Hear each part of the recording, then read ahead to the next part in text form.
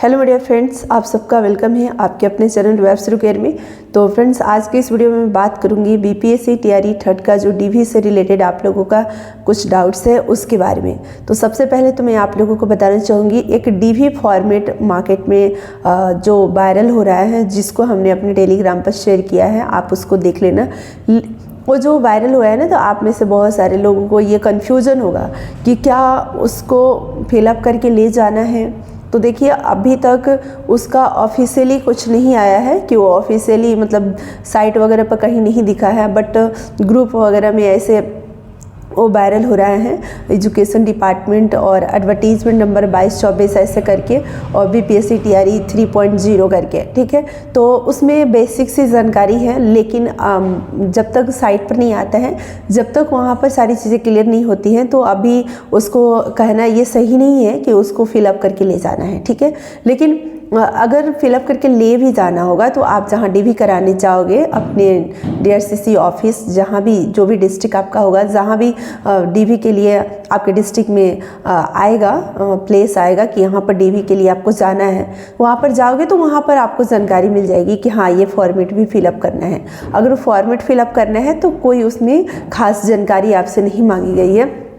उसमें जो जानकारी मांगी गई है, ये मांगी गई है आपका नाम, आपके पिता का नाम, आपका रजिस्ट्रेशन नंबर, आपका रोल नंबर, यानी बीपीएससी का जो रजिस्ट्रेशन नंबर, रोल नंबर जो भी है वो आपसे मांगा गया है। और साथ ही साथ आपका मोबाइल नंबर, ईमेल आईडी, और जो भी आपका जॉब का पोस्ट है वो जॉब का पोस्ट, और आपका मतलब कि विलेज जो डिस्ट्रिक्ट आपका है, डिस्ट्रिक्ट, पोस्ट, ब्लॉक जो भी होता है ना, वो सब मतलब आपका एड्रेस का उसमें डिटेल्स, और किस डिस्ट्रिक्ट में आपका एलोकेशन हुआ है, अलॉट हुआ, कौन सा डिस्ट्रिक्ट में आपको मिला है जॉब, ठीक है, या सिलेक्शन जो हुआ है ना, तो उसमें कौन सा डिस्ट्रिक्ट आपको अलॉट किया गया है, तो वो साथ ही साथ आधार नंबर, तो ये सारा डिटेल्स उसमें दिया, यही मांगा गया है। तो बेसिक सा डिटेल्स है। अगर वो ऑफिशियली अगर आता है कि हाँ वो भी फिलअप करना है, अभी तो देखो श्योर नहीं है कि ऑफिशियली कि उसको फिलअप करना है, लेकिन अभी वायरल हो रहा है, तो मैंने आप लोगों को बताया कि अगर उसको फिलअप करना होगा तो बेसिक सी जानकारी है जो आप फिलअप कर सकते हो। लेकिन मैं अब डीवी से रिलेटेड बात करना चाहूँगी। डीवी में एक चेकलिस्ट फिलअप करना होता है। चेकलिस्ट में जो भी सीरियल नंबर है आपका डॉक्यूमेंट का, वही उसमें सीरियल है, कि मतलब एक सीरियल बना है, उसी सीरियल में आपको अपने डॉक्यूमेंट को सजाना है, मतलब अपने फाइल में रखना है, ठीक है, ताकि वो मतलब कि चेक करते जाए, वो देखते जाए, जो वहाँ पर डॉक्यूमेंट देखेंगे उनको सुविधा हो आपके डॉक्यूमेंट को चेक करने में, वेरिफिकेशन करने में। तो जो भी आपके पास डॉक्यूमेंट होगा, जैसे उस चेकलिस्ट में बना है कि आपको अपना जो एप्लीकेशन फॉर्म है, जो आपने बीपीएससी को एप्लीकेशन किया था बीपीएससी साइट पर, तो उसका आप प्रिंट आउट निकलवा लेना, वो लगा देना है। उसके बाद एडमिट कार्ड, आधार कार्ड, आपका मैट्रिक का सर्टिफिकेट, और आपका डेट ऑफ बर्थ के वेरिफिकेशन के लिए जो भी आपने दिया है, मैट्रिक का सर्टिफिकेट आपने दिया है तो मैट्रिक का सर्टिफिकेट आप लगा सकते हो, वहीं आपका रहेगा, ठीक है। इसके साथ ही साथ आपका इंटर का, ग्रेजुएशन का, बीटेड, सीटेड जो भी है, जो सीरियल दिया रहे, उसी सीरियल में आप उस सारे डॉक्यूमेंट को सजा लोगे।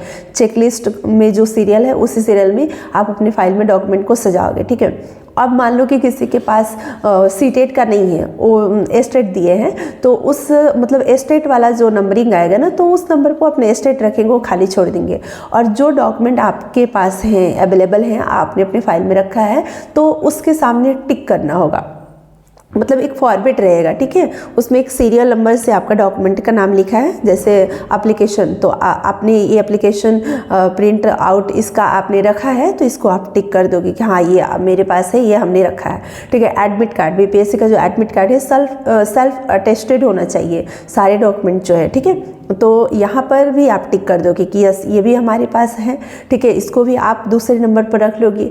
उसके बाद आपका आधार कार्ड, तो आधार कार्ड तीसरे नंबर पर अगर है तो उसको आप टिक कर लोगे, आपके पास आधार कार्ड है और फाइल में आपका तीसरे नंबर पर आधार कार्ड होना चाहिए। उसके बाद चौथे नंबर पर मान लो है मैट्रिक का सर्टिफिकेट, तो यस आपने टिक कर दिया कि हमारे पास है, और चौथे नंबर पर मैट्रिक का सर्टिफिकेट आपकी फाइल में होना चाहिए।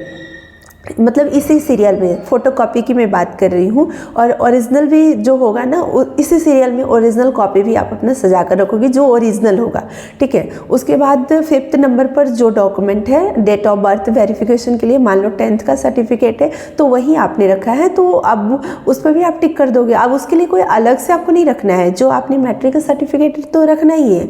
अब मान लो कि डेट ऑफ बर्थ के लिए मैट्रिक का सर्टिफिकेट ही आपका है, तो फिर आप उसी को 2 तो रखोगे नहीं, एक ही रखोगे, ठीक है। तो उस पर लेकिन आप टिक कर दोगे कि यस ये हमारे पास है। उसके बाद आपका उसमें जो भी मांग रहा है इंटर का सर्टिफिकेट, तो इंटर का सर्टिफिकेट, मार्कशीट जो भी है, तो आप वहाँ टिक करोगे कि यस ये हमारे पास है, और उतने नंबर पर अपनी फाइल में उस डॉक्यूमेंट को रखोगे, ठीक है। उसके बाद मान लो बीटेड और सीटेड आ गया, ये अब हमारे पास नहीं है तो हम इसको खाली छोड़ देंगे। उसके बाद मान लो एस्टेट का है, ठीक है, तो एस्टेट हमारे पास है तो हम एस्टेट को टिक कर देंगे, तो एस्टेट रख लेंगे। अगर किसी के पास सीटेड का भी है, उन्होंने अपलोड करा था तो उसका वाटरमार्क है उनके पास, तो उस पर भी वो टिक करेंगे, वो डॉक्यूमेंट भी और रख लेंगे, ठीक है। दूसरी ये चीज़ है कि मतलब आगे जितने भी शैक्षणिक और प्रशैक्षणिक जितने भी आपके हैं, ठीक है, डॉक्यूमेंट ग्रेजुएशन का, पीजी का, बीएड का, मार्कशीट जिस सीरियल में है उसी सीरियल में आपको अरेंज कर लेना है, और उस चेकलिस्ट जो होगा उस पर टिक कर देना है। जो डॉक्यूमेंट आपके पास है, जो नहीं है उसको छोड़ देना है, उस पर टिक नहीं करना है, ठीक है, ताकि उनको मिलान करने में उनको सुविधा हो। उस चेकलिस्ट के अकॉर्डिंग वो सारे डॉक्यूमेंट को मिलान करेंगे, ठीक है।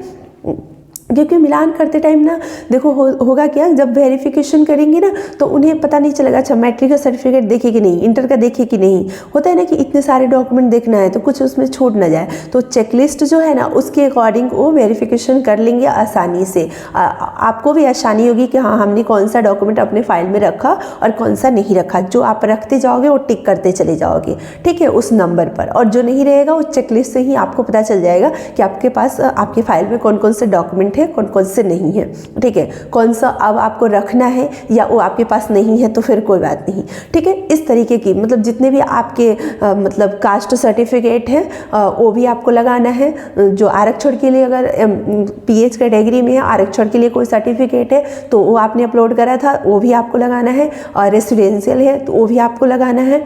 जो भी सर्टिफिकेट है वो आपको वहाँ पर लगाना है। कुछ ज़रूरी होते हैं ना वो आपको रखना है। ज़रूरी में यही है कि आपका मैट्रिक का सर्टिफिकेट होना चाहिए, आधार होना चाहिए, एडमिट कार्ड होना चाहिए, एप्लीकेशन फॉर्म का प्रिंट होना चाहिए, उसके बाद आपके सीटेड बीटेड का जो भी है वो होना चाहिए, बीएड का, ग्रेजुएशन का, इंटर का, ये सब सर्टिफिकेट, मार्कशीट होना चाहिए, और आपका रेसिडेंशियल होना चाहिए, और आपका जो भी कैटेगरी सर्टिफिकेट है वो होना चाहिए। और साथ ही साथ ये होना चाहिए कि वाटरमार्क डॉक्यूमेंट कंपलसरी है। जितने भी बीपीएससी के द्वारा वाटरमार्क डॉक्यूमेंट आपको दिए गए हैं उन सब का प्रिंट आउट होना चाहिए, सेल्फ अटेस्टेड होना चाहिए, ठीक है। डेट आप मत डाल देना, अभी आप साइन करके रख सकते हो, डेट आप उस दिन डालोगे जिस दिन आपका डीवी होगा, ठीक है। तो ये स्लॉट वगैरह की जो बातें हैं ना, अब इस बार तो देखो स्लॉट वाइज हो रहा है, तो अभी तक ये कंफर्म नहीं हो पाया है, क्योंकि आप लोग बहुत सारे लोग कमेंट्स कर रहे थे कि दी 21 से लेकर 30 के बीच में डीवी तो है, लेकिन मेरा कब है, टीजीटी, पीआरटी, पीजीटी ऐसे करके अभी स्पेशल मतलब होते हैं ना कि कैटेगराइज करके अभी डेट कुछ नहीं आया है, तो हम किस दिन जाएंगे डीवी के लिए।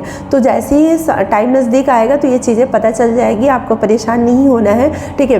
अभी तक कोई ऐसा पार्टिकुलर नहीं आया है नोटिस, पार्टिकुलर मतलब लेवल के लिए पार्टिकुलर डेट का कोई नोटिस अभी नहीं आया है, इसलिए मैं अपनी तरफ से तो नहीं बता सकती हूँ। लेकिन हाँ मुझे ऐसा लगता है कि 21 से 30 तक है, तो एक ही दिन तो सबका नहीं हो जाएगा, और किसी पीआरटी का, टीजीटी का मिक्सअप अगर होता है तो भी कहीं ना कहीं परेशानी होगा। तो कुछ ना कुछ इसके लिए ज़रूर नोटिस आएगा लेवल वाइज करके, कि पहले पीआरटी का, फिर 6 to 8 का, फिर टीजीटी का, पीजीटी का, ऐसे करके कुछ नोटिस आएगा। और पीआरटी का भी अगर जिस दिन होता है तो उसमें भी स्लॉट वाइज होगा, टाइमिंग है उस टाइमिंग के अकॉर्डिंग होगा। अब एक क्वेश्चन आप लोगों का था कि दी हमारा जो डिस्ट्रिक्ट अलॉट हो गया उस डिस्ट्रिक्ट में हम कहाँ जाएंगे डीवी करवाने, मतलब हमारा डीवी प्लेसमेंट प्लेस क्या होगा हमारे डिस्ट्रिक्ट में।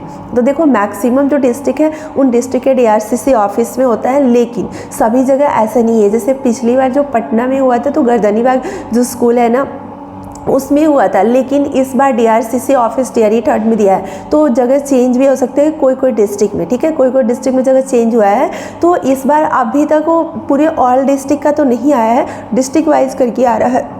कोई डिस्ट्रिक्ट का अभी मतलब आ रहा है, सारे डिस्ट्रिक्ट जो है ना वो अपने अपने नोटिस जारी कर रहे हैं कि उनका जो डीवी का स्थल है वो कहाँ पर होगा। ठीक है, सारे डिस्ट्रिक्ट का पिछली बार जैसे सारे डिस्ट्रिक्ट का एक साथ आया था, पूरे 38 जिलों का आया था कि 38 जिलों में डीवी कहाँ कहाँ होगा, तो सब लोग देख लिए थे। अब इस बार क्या है कि अभी सभी ज़िलों का नहीं है, हो सकता है कि आगे आए सभी ज़िलों का एक ही मतलब PDF में डीवी स्थल आए, जिससे कि सभी को देखने में सहूलियत हो, है ना। जैसे ही वो आएगा मैं अपने टेलीग्राम चैनल पर उसको शेयर कर दूंगी, उसको आप लोग देख लेना। लेकिन अभी जो ज़िला वाइज आ रहा है वो तो मैक्सिमम DRCC ऑफिस ही आ रहा है, तो आप लोगों को जैसे आएगा ना सभी ज़िलों का तो बता दिया जाएगा, अभी आपको परेशान नहीं होना है। लेकिन मैं आप लोगों को कोशिश करूँगी कि जितने ज़िले का आ गया है ना उन सबका इकट्ठे एक वीडियो में बता दूँ। ठीक है, मतलब कि इस ज़िले का कहाँ पर होगा, तो उसके लिए मैं थोड़ा सा टाइम लूँगी, ताकि वो सारे डिस्ट्रिक्ट का मैं पहले देख लूँगी कि कहाँ पर है।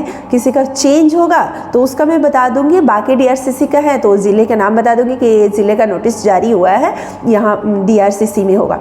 जैसे आप लोग बहुत सारे लोग पूछ रहे थे भोजपुर का दी अपडेट मिलेगा तो बताना, तो भोजपुर का मैं आप लोगों को बता दूँ, भोजपुर ज़िला का मुझे पता है क्योंकि मेरा भी भोजपुर डिस्ट्रिक्ट लॉट हुआ है। तो भोजपुर में DRCC आरा, मतलब क्योंकि भोजपुर का जो मुख्यालय है वो आरा है, तो आरा में डीवी होगा और आरा में DRCC ऑफिस में होगा। आरा में धरहरा है, आरा में एक मतलब जगह। ठीक है, आप सर्च कर लेना DRCC धरहरा करोगे ना तो आ जाएगा। स्टेशन से, रेलवे स्टेशन से 6-7 किलोमीटर दूर है धरहरा। ठीक है, तो वहाँ पर DRCC ऑफिस है धरहरा में और वहीं पर डीवी होगा। ठीक है, और मैक्सिमम ज़िलों का तो हमने देखा DRCC ही ऑफिस में डीवी का दिया हुआ है, डीवी स्थल। लेकिन कुछ डिस्ट्रिक्ट में ना जगह चेंज रहता है, DRCC नहीं रहता है, कहीं और रहता है, कोई स्कूल में कोई और स्थल पर रहता है। तो इसलिए मैं आप लोगों को वैसे डिस्ट्रिक्ट के बारे में बता दूंगी, वैसे डिस्ट्रिक्ट जहाँ पर DRCC छोड़ कहीं और डीवी होगा तो आपको जानकारी होना चाहिए, तभी ना आप वहाँ पहुँच सकते हो, तभी आप पहुँच पाओगे। ठीक है, फिर भी आपको परेशान होने की ज़रूरत नहीं है, ये इतनी अभी घबराने की बात नहीं है, अभी टाइम है, बता दिया जाएगा। और हो सकता है कि तब तक ऑल डिस्ट्रिक्ट का कुछ नोटिस आ जाए। ठीक है, तो फिर तो और आसानी ही हो जाएगा, टेलीग्राम पर शेयर कर दूंगी तो आप सभी लोग अपने अपने डिस्ट्रिक्ट का देख लेंगे। लेकिन फिर भी जितने डिस्ट्रिक्ट अभी तक आ चुके हैं तो मैं बताने का कोशिश करूंगी। तो आप सभी लोगों को इस वीडियो में मैं इतना ही कहना चाहूँगी कि डीवी के लिए अपनी पूरी जो फाइल है उसको तैयार कर लीजिए। आप में से बहुत सारे लोग पूछ रहे थे दीदी फाइल कैसा होना चाहिए, तो देखो मैं अपने फाइल बनाई हूँ ना, तो जब मैं पटना गई थी पेपर देने तो मैं अपना फाइल सब लेते गई थी, और इस बार मैं जब आई तो मैं फाइल नहीं लेकर आई, मैं वहीं पर छोड़ दी हूँ। तो मैं नहीं तो आप लोगों को दिखाती, मैंने जो फाइल बनाया था ना TRE 2 में, तो जब TRE 2 में हमने फाइल बनाया था, कुट वाली फाइल बनाया था, लेकिन हम STSC में गए थे जब टीवी कराने तो हमारा वहाँ पर फाइल उन्होंने लिया ही नहीं। जो हमारा ओरिजिनल था वो हमारा मतलब कि एक चेन वाली फाइल थी, तो उसमें उन्होंने देख के वो तो दे दिया, वो तो ओरिजिनल वाले देख के वापस कर देते हैं। और जो फोटोकॉपी वाला था ना तो उसको उन्होंने देख कर वो अपने फाइल में रख लिए, मतलब मेरा फाइल वापस कर दिए। कुट वाली हमारी फाइल थी तो उन्होंने वापस कर दिया और हमारा जो डॉक्यूमेंट था ना उन्होंने रख लिया। हमारा समझो ना तो कहीं फाइल ही नहीं लगा। ठीक है, वो 3 फाइल हमने खरीदा था, कुट वाली और एक चेन वाली, तो वो हमारे तीनों फाइल कुट वाली और चेन वाली हमारे पास ही है। तो इस बार तो हमें फ़ाइल लेनी नहीं पड़ेगी, अब वही फ़ाइल हमारा काम आएगा कुट वाली। तो आप मार्केट में कहीं भी जाओगे ना तो 10-15 रुपये की कुट वाली फ़ाइल आ जाएगी। ठीक है, ले लेना। अब देखो किसी का ना ऐसे बांधने वाला रहेगा, किसी का ऐसे धागा लगाने वाला रहेगा, तो उससे आपको परेशान नहीं होना है। कोई भी आप कुट वाली, उसका डिज़ाइन कैसा भी है उससे मतलब नहीं है, कुट वाली आप फाइल ले लो, जैसे उसमें धागा लगाने का दिया गया है ना उस फाइल के अकॉर्डिंग, तो वैसे आप धागा लगा लो। किसी में होता है कि कॉर्नर पर बांधने के लिए होता है, तो एक धागा लगाओ, मतलब जो एक धागा आता है ना, तो उसमें सारे डॉक्यूमेंट को रख करके और उसको बांध दो, ताकि उनका ऐसा पलट कर देखने में आसानी होगा। और उस फाइल से आपका जो डॉक्यूमेंट है कहीं इधर उधर नहीं होगा, गिरेगा नहीं। ठीक है, ये चीज़ें। दूसरा, अगर मान लो बीच में मिड में मतलब होल रहते हैं 2 और उसमें बांधने के लिए आता है, तो एक आता है होल करने वाला, वो अगर आपके पास है तो ठीक है, नहीं तो आप खरीद भी सकते हो। लेकिन मैं तो बोलूँगी कि इतना ज़्यादा आपको परेशान होने की ज़रूरत नहीं है। मेरे पास था तो मैं उसको ना उससे मतलब होल कर दी थी पूरे डॉक्यूमेंट में और उसमें धागा लगा कर बांध दी थी, ताकि उनको ऐसे पलट कर देखने में आसानी हो। लेकिन उसके लिए आपको कोई दिक्कत नहीं है, आप उसी कूट में ना पूरे फाइल को रख दोगे, लेकिन ऐसे धागा लगा कर बांध देना है ना कि आपका फाइल मतलब यहाँ वहाँ कहीं भी जाए तो आपका डॉक्यूमेंट उसमें सुरक्षित रहे। ये आपको बस ध्यान रखना है। ठीक है। और दूसरा ये चीज़ है ना कि मतलब अगर पूरा ऐसे पलट करके होता है ना, फोल्ड करने वाली फ़ाइल होती है कि 3-4 उसको लेयर में फोल्ड करोगे, फिर आप ऊपर से धागा से बांधोगे, वैसी भी फ़ाइल आती है, तो वो भी आप ले सकते हो, उससे कोई दिक्कत नहीं है। जो आपको लगे ना कि हाँ ये बढ़िया है, मतलब उनको देखने में, रखने में, हमारा फाइल इसमें सुरक्षित रहेगा, ठीक है, तो वो आप ले सकते हो। बस कूट वाली होनी चाहिए, ज़्यादा इसमें ताम झाम की ज़रूरत नहीं है, इसमें ज़्यादा दिमाग लगाने की कोई ज़रूरत नहीं है। अब एक मोस्ट इम्पॉर्टेंट बताना चाहूँगी, जो कि नोटिस में ही आया है एजुकेशन डिपार्टमेंट की तरफ से, कि आपको ना एक पेज लेना है, ठीक है, पेज में मतलब कटिंग कर लेना है, स्क्वायर में या रेक्टेंगल में रख लेना है। उस पर क्या करना है कि आपको अपना नाम, पिता का नाम, किस पोस्ट पे आपका सिलेक्शन हुआ है, आपका रोल नंबर, ठीक है, उसके बाद आपका जो भी डिटेल्स है उसमें बोला गया है, ठीक है, वो आधार नंबर, ठीक है, उसके बाद आपका कैटेगरी, ठीक है, आपका सब्जेक्ट, ये इतनी चीज़ें ना आपको लिखनी है, कंपलसरी है। इतनी लिख करके और अपने फाइल में लगा लेना है। इस प्रकार से लगाना है। कुट वाली फाइल है तो उस पर चिपका दो। अगर आपकी चेन वाली फाइल है तो ऊपर में लगाने के लिए रहता है ना ट्रांसपेरेंट, उस पर रहता है, ठीक है, प्लास्टिक की तरह ट्रांसपेरेंट, उसके अंदर आप उसको घुसा सकते हो, उसी साइज़ के कट करके और लिख कर बनाना है। पिछली बार ऐसे तो हमने अपने खुद से ही किया था। मतलब एक होता है ना कि हमारा डॉक्यूमेंट अगर कहीं गिर गया, मतलब गुम हो गया, तो मोबाइल नंबर वगैरह उस पर आप लिख देना ताकि कोई भी आप तक पहुँचा सके। या ऐसा ना हो, मान लीजिए कि अगर हम फाइल को रखते भी हैं तो आपका बिना फाइल खोले ही, बहुत सारा फाइल रखा जाएगा, आपका बिना फाइल खोले ही ऊपर से ही पता चल जाए कि हाँ आपका नाम, पिता का नाम, रोल नंबर, आपका कैटेगरी, आपका सब्जेक्ट, आपका पोस्ट, किस पोस्ट पर हुआ है, ठीक है, ये सारा डिटेल्स दिख जाए, ठीक है, मतलब जो भी पदाधिकारी होंगे तो उनको सहूलियत हो आपका फाइल यहाँ से वहाँ करने में, ठीक है, या देखने में, जानकारी के लिए। सारा फाइल अगर बंद रहेगा तो सारे फाइल को खोल खोल करके कैसे देखा जाएगा कि कौन सा फाइल आपका है, अगर आपका फाइल ढूंढना हो तो, ठीक है, इसलिए ये चीज़ें आपको करना है। तो आई थिंक आप सभी लोगों को समझ में आ गया होगा हमने जो बताया कि एक पेपर पर पूरा डिटेल्स लिखकर अपने फाइल पर चिपका देना है, या एक पेपर पर डिटेल्स लिख करके अपने ट्रांसपेरेंट जो फाइल आपका होगा ना, मतलब जो चेन वाली फाइल होगी तो उसमें ट्रांसपेरेंट मतलब लेयर रहेगा, ये आप समझो कि लिफाफे की तरह, उसमें आप लगा देना, वो आपके लिए रहेगा, वो तो आपके पास रहेगा, लेकिन कूट वाली फाइल पर चिपका देना